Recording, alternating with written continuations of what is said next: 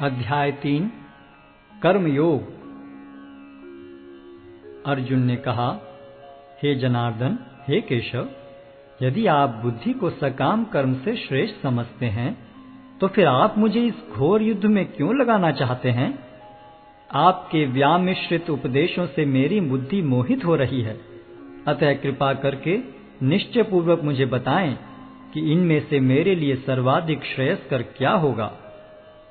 श्री भगवान ने कहा, हे निष्पाप अर्जुन, मैं पहले ही बता चुका हूं कि आत्म साक्षात्कार का प्रयत्न करने वाले दो प्रकार के पुरुष होते हैं। कुछ इसे ज्ञान योग द्वारा समझने का प्रयत्न करते हैं तो कुछ भक्तिमय सेवा के द्वारा। न तो कर्म से विमुख होकर कोई कर्मफल से छुटकारा पा सकता है और न केवल संन्यास से सिद्धि प्राप्त की जा सकती है। प्रत्येक व्यक्ति को प्रकृति से अर्जित गुणों के अनुसार विवश होकर कर्म करना पड़ता है, अतः कोई भी एक क्षण भर के लिए भी बिना कर्म किए नहीं रह सकता। जो कर्मेंद्रियों को वश में तो करता है, किंतु जिसका मन इंद्रिय विषयों का चिंतन करता रहता है, वह निश्चित रूप से स्वयं को धोखा देता है और मिथ्याचारी कहलाता है। दूसरी ओर यदि कोई निष्ठावान व्यक्ति अपने मन के द्वारा कर्मेंद्रियों को वश में करने का प्रयत्न करता है और बिना किसी आसक्ति के कर्मयोग प्रारंभ करता है, तो वह अति उत्कृष्ट है। अपना नियत कर्म करो, क्योंकि कर्म न करने की अपेक्षा कर्म करना श्रेष्ठ है। कर्म के बिना तो शरीर निर्वाह भी नहीं हो सकता। श्री विष्णु के लिए यज्ञ रूप में कर्म करना चाहिए, अन्यथा कर्म के द्वारा इस भौतिक जगत में बंधन उत्पन्न होता है। अतः हे कुंती पुत्र, उनकी प्रसन्नता के लिए अपने नियत कर्म करो, इस तरह तुम बंधन से सदा मुक्त रहोगे। सृष्टि के प्रारंभ में समस्त प्राणियों के स्वामी ने विष्णु के लिए यज्ञ सहित मनुष्यों तथा देवताओं की संततियों को रचा और उनसे कहा, तुम इस यज्ञ से सुखी रहो, क्योंकि इसके करने से तुम्हें सुखपूर्वक रहने तथा मुक्ति प्राप्त करने के लिए समस्त वांछित वस्तुएं प्राप्त हो सकेंगी। यज्ञों के द्वारा प्रसन्न होकर देवता तुम्हें भी प्रसन्न करेंगे और इस तरह मनुष्यों तथा देवताओं के मध्य सहयोग से सबों को संपन्नता प्राप्त होगी।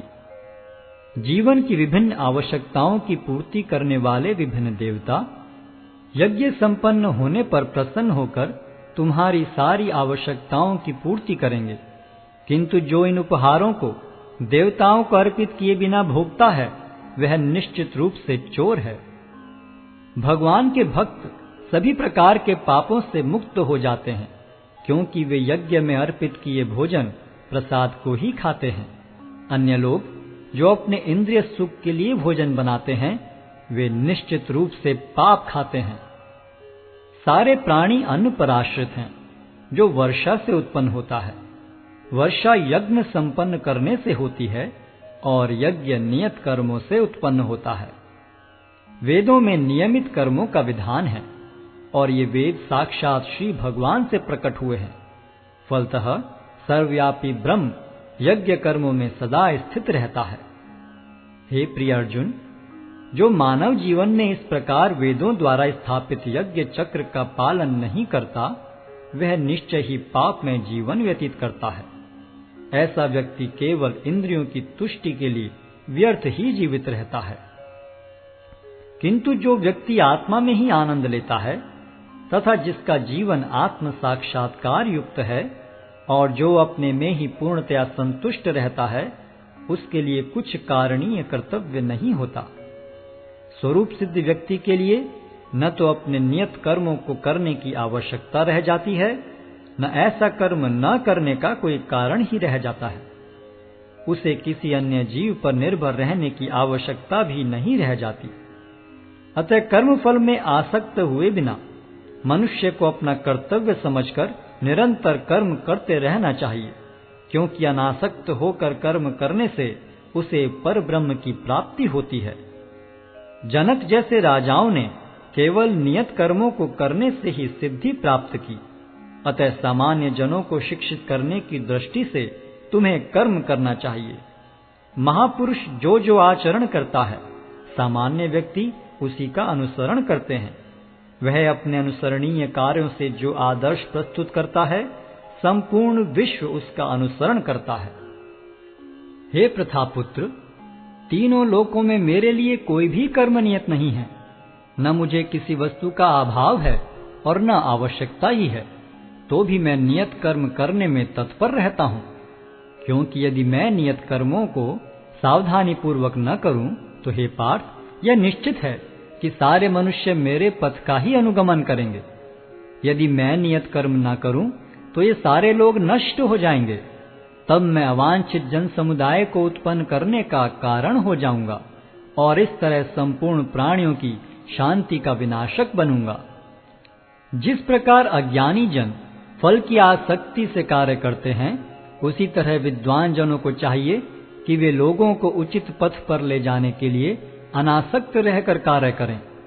विद्वान व्यक्ति को चाहिए कि वह सकाम कर्मों में आसक्त अज्ञानी पुरुषों को कर्म करने से रोके नहीं, ताकि उनके मन विचलित न हो, अपितु भक्ति भाव से कर्म करते हुए वह उन्हें सभी प्रकार के कार्यों में लगाएं, जिससे कृष्ण भावनामृत का क्रमिक विकास हो। जीवात्मा अहंकार के प्रभाव से मोहग्रस्त होकर अपने आप को समस्त कर्मों का कर्ता मान बैठता है, जबकि वास्तव में वे प्रकृति के तीनों गुणों द्वारा संपन्न किए जाते हैं।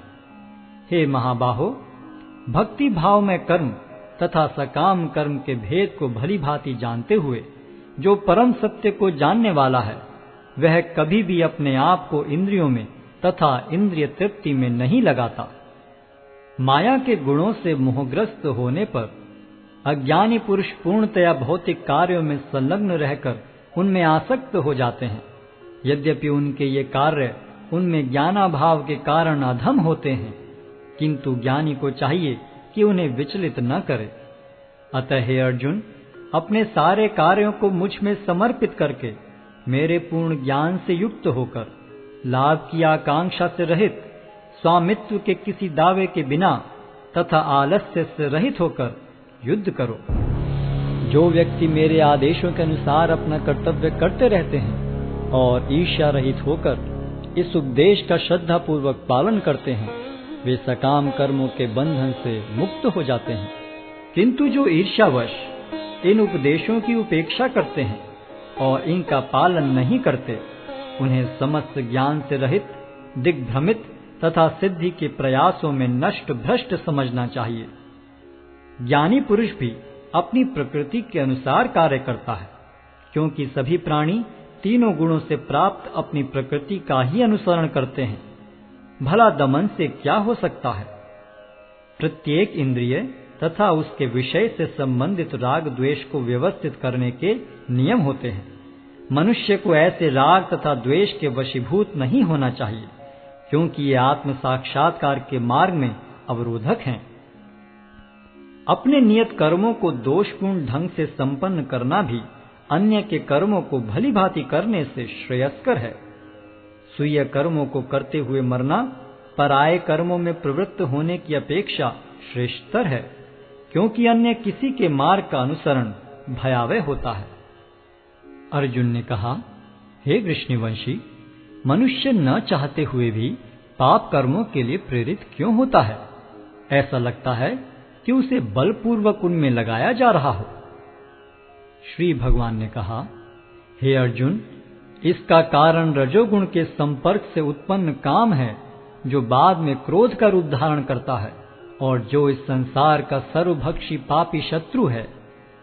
जिस प्रकार अग्नि धुएं से, दर्पण धूल से अथवा भ्रूण गर्भाशय से आवृत रहता है, उसी प्रकार जीवात्मा इस काम की विभिन्न मात्राओं से आवृत रहता है।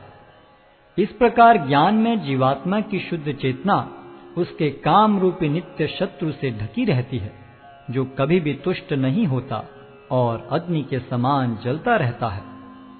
इंद्रियां, मन तथा बुद्धि इस काम के निवास स्थान हैं।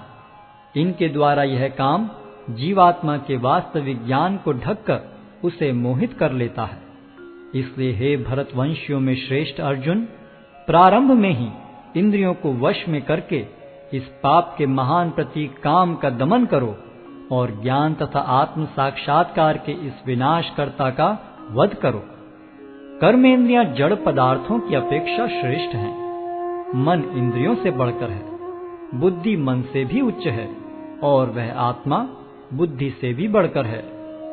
इस प्रकार हे महाबाहु अर्जुन, अपने आप को भौतिक इंद्रियों, मन तथा बुद्धि से परे जानकर और मन को सावधान आध्यात्मिक बुद्धि से स्थिर करके आध्यात्मिक शक्ति द्वारा इस काम रूपी दुर्जय शत्रु को जीतो।